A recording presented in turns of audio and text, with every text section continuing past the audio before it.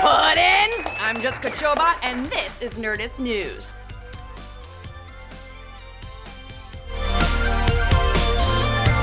Last night, DC gave us an expansive look at the cinematic universe they're kicking off this year with their Dawn of the Justice League special, and alongside a little tease of the Aquaman, Cyborg, and Flash solo flicks, confirmation of the Green Lantern Corps for Justice League, and our first really exciting footage of the Wonder Woman movie. Woo-hoo! We got a brand new Suicide Squad trailer that continued to look totally awesome. Let's break it down. While the last Squad trailer was dark, sober, and menacing, this one goes straight for the Guardians of the Galaxy vibes, chock full of quips, but maybe a little more twisted. As Queen's Bohemian Rhapsody kicks in, we see how awful life in Belle Rev Penitentiary is for the supervillains who will become Task Force X. Boomerang's locked up in solitary, El Diablo's being chucked into a water tank to blot out his pyrokinetic powers, Deadshot gets the ever-loving crap beat out of him, and Killer Croc is being experimented on, or maybe just fitted with one of those remote explosives Amanda Waller can set off at will. Harley Quinn is pretty much the only one handling her with a nice cup of tea and a romance novel to keep her busy between aerial silk sessions. And as one eagle-eyed Redditor noticed, the book she's reading is Between the Sheets by Molly O'Keefe. A classic, dare I say, Harley Quinn novel? Oh, boom. We also meet the team's de facto leader, Rick Flag, who's getting a shoulder rub from none other than a pre-Enchantress June Moon. We've seen the two canoodling before, but we have to wonder if it's true that Enchantress is the film's main antagonist, which this trailer seems to prove, then why is Flag palling around with her? We'd thought maybe she'd be confused about her witchly transformation, per that shot of her looking afraid in a black water-filled bathtub, but Flag clearly knows that she's possessed by a witch, as he says so while counting down the team's members and their powers. And she seems pretty cool and collected while with him. So will we see June Moon come to terms with Enchantress, or does she have Rick Flag under some kind of spell?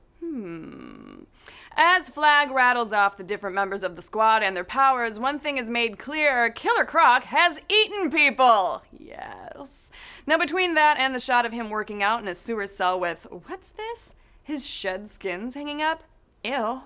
We're pretty pumped that WB is letting David Ayer go full gross on his interpretation of Croc. In fact, everything we see is a lot closer to the comics than we expected, from the big-time crazy magical explosions to El Diablo's massive flame jets to the weird tar-covered soldiers seen here that seem to make up Enchantress's henchman army. And about that army. Where did they come from? What are they? They run, fight, and fire guns like soldiers, but look like some kind of magic-infected zombies. Is this a military force that Enchantress somehow corrupted, or some magical construct she created? Either way, they seem pretty formidable. And what's with that greenish monster thing launching tentacles around a subway station?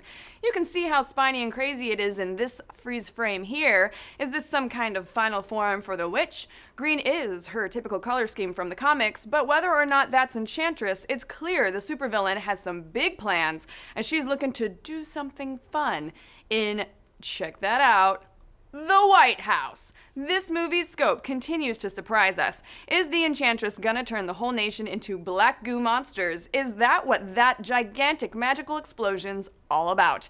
And before we get to the big J, we have to say this. The action in this trailer looks absolutely balls to the walls awesome. The aerial battle we see glimpses of over a cityscape, is that Metropolis, Gotham, or somewhere else?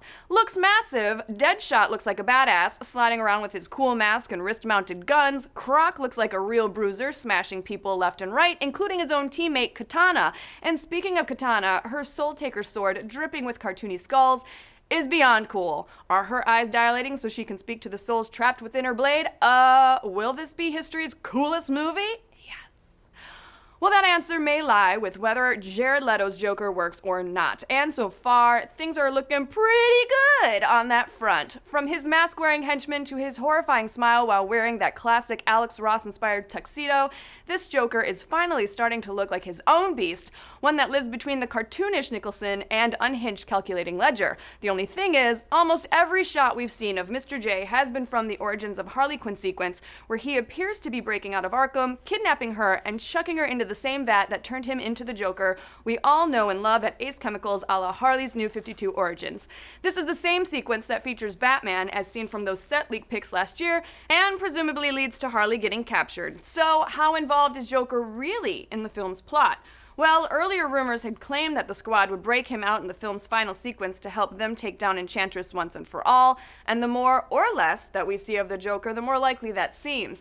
A bummer if true, but hopefully the character will make a big splash with what screen time he's given. And finally, there are some mysteries afoot in this trailer as well, like who the hell is Scott Eastwood playing? He pops up a lot throughout the trailer and even gets an obligatory fist bump shot. Rumors have pegged him as Slade Wilson, the man who will one day become Deathstroke, or even Dick Grayson, now grown out of his sidekick days and working for the government. Spy photos from set revealed that Eastwood has the initials GQ stitched into his clothes, but we can't figure out for the life of us what those initials are for, besides Gentleman Quarterly. And also, where's Common? The actor was cast in the movie months ago and photographed on set, covered in tattoos and jewelry. Some have theorized he's the Tattooed Man, Bronze Tiger, or maybe even superhero Dr. Mist. But whoever he is, he either wasn't important enough or was too big of a surprise to reveal here. And the final mystery cast member, Jim Perrick, seen in a single shot firing a machine gun from a helicopter. The patch on his jacket says Frost, leading many to believe he's playing Johnny Frost, a Joker henchman from Brian Azzarello's Joker graphic novel. His patch does say JSF, as in Joker Security Force. Will the Clown Prince of Crime get his hands on some serious artillery? Can't imagine that's going to go well for anybody. One final thought, is Harley Quinn perfect? Or is Harley Quinn perfect? So far, she's come off as graceful, intimidating, unpredictable, crazy, and best of all, a little annoying. Harley's always loved to grate on people's nerves, and Margot Robbie seems to be nailing that aspect of the character without it feeling too try-hard. And check out this shot of her in the ballroom. The diamond pattern on her costume is a nod to her classic clown costume from the animated series, which we appreciate. But what do you guys think? Do you dig the new Suicide Squad trailer as much as we do? Are you happy with how faithfully these characters are being translated to the big screen? Who do you think Scott Eastwood and Common are playing? Let's discuss.